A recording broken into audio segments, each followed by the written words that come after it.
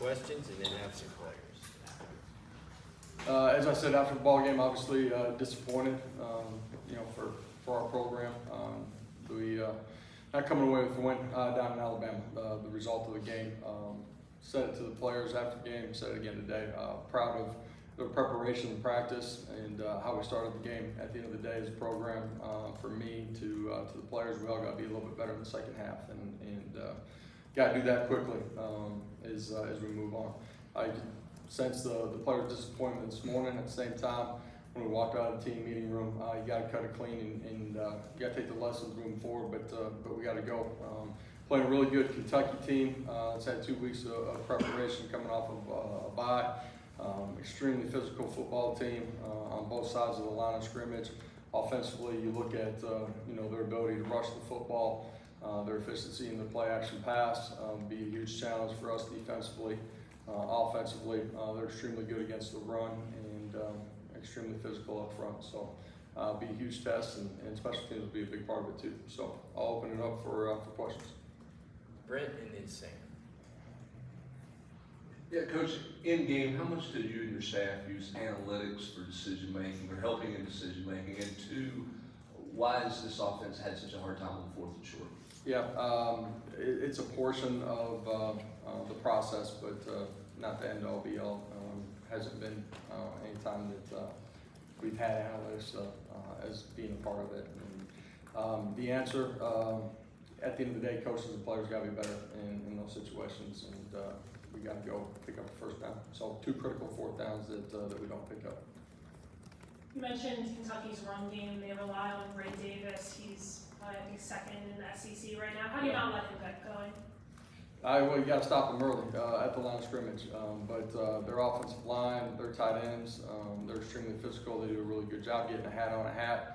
We got to be violent. We got to be disruptive. You got to have gap integrity between all their different personnel groupings, their shifts, their motions. You got to do a great job communicating and being gapped out. At the end of the day, when you meet the ball carrier, you got to do a great job of tackling him too. He's extremely physical. Adam and then You talked about needing to learn lessons. Both in the period in the Florida game and the Alabama game, there were periods where like one bad break or one bad play led to another snowball effect. What's the lesson the guys need to learn out of those little periods of time? We got to start faster in the second half in both of those ball games. The Florida one obviously was the first half. There was a lot of really good things on the video in the second half too. At the end of the day, offense, defense, special teams, you got to operate 11 as one. And, we didn't do that at a high enough level. I like the way we prepared. I like the way that we practiced. We got to be on the right side of it when we get the game day. You talked about the struggles on 4th and short. Are you concerned with this team's ability to get a push at the offensive line? And would you consider using something like the tush push, within your offense? Where'd you get that from? I saw you reading that. No, I'm just. I'm joking with you. Listen. At the end of the day, we got to find a way to pick up the first down. We've used a lot of different formations. We've been under center, been in the gun. We've used it all. So we got to find a way to pick it up in those 2 critical situations. Vince. Obviously, I'm sure there's a lot of reasons for it, but last year you guys were so good deep middle and intermediate middle. Guys haven't been as productive this year. I know there's a lot of reasons for it, but is there 1 or 2 reasons you think haven't gone as well for you that you need to get better at? The beginning part of your question, I'm sorry. No, I was just saying that obviously there's a lot of reasons for maybe not having as much effectiveness down the field and intermediate to deep throws in the middle of the field. Well, what needs to be better there? We got to be better in all phases. It can be protection, it can be, routes, it can be winning, it can be reading it, it can be, Joe putting on target. We got to catch the ball. So it's a little bit of everything. I thought we took some steps at times in our passing game last week. We got to continue to improve here as we go. John and Ben. Coach in the back here, after the game you said you'll go to war with these guys. Yeah. What makes this team mean so much to you? What are the characteristics that make you feel that way about them? First of all, they invest the right way, they prepare the right way, they're willing to go lay everybody in the program is disappointed with the result, but you can't be strictly results driven. I know that's how everybody, views the game. I get that, we do too.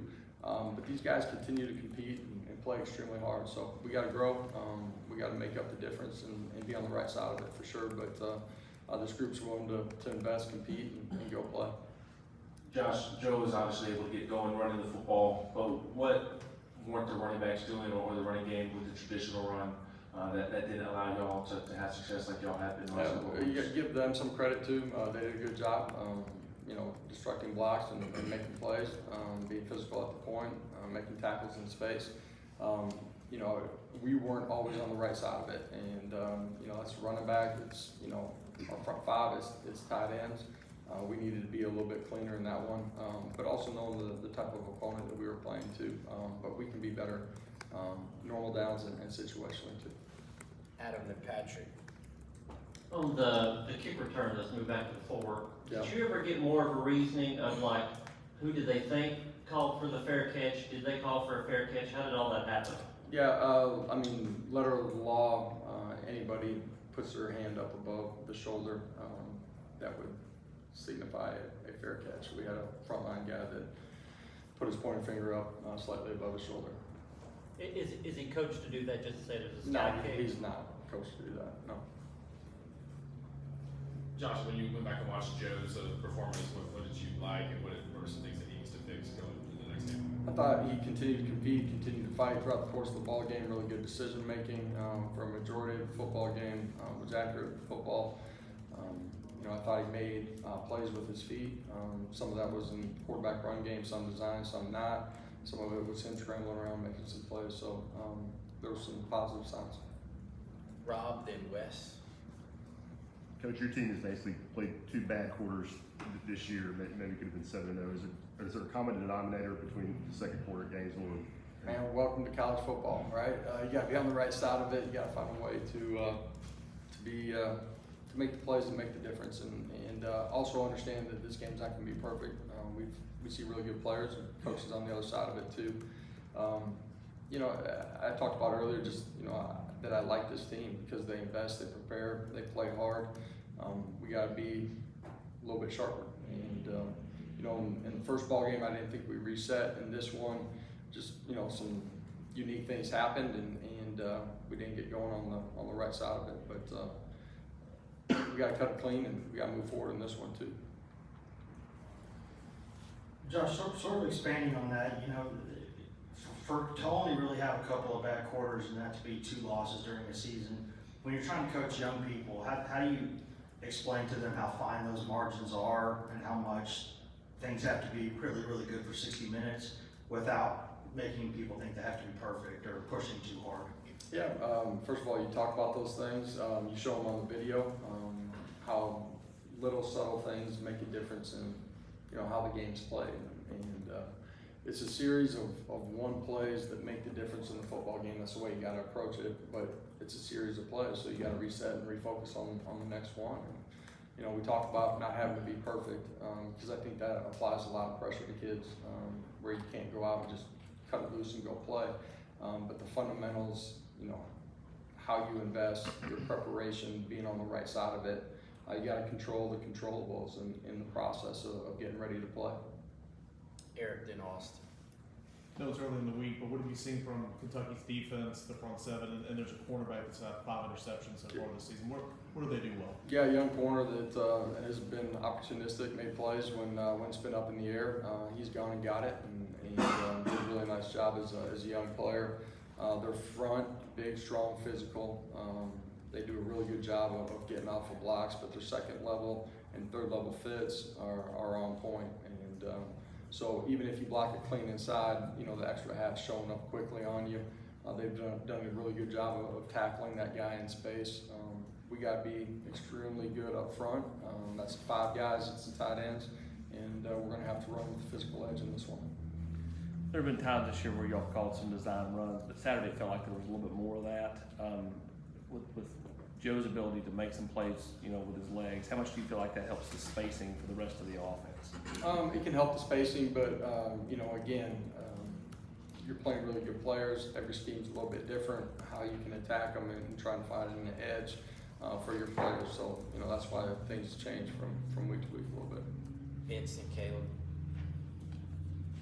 How's Nico developed, should you need him to play? How's he come along? Nico, I'm sorry. Yes. Yeah, he's done a good job. Continues to prepare the right way. Continuing to, you know, gain a deeper understanding of what we're doing, and obviously week to week is seeing a lot of different defensive structures that you got to continue to prepare for. So, like what he's done.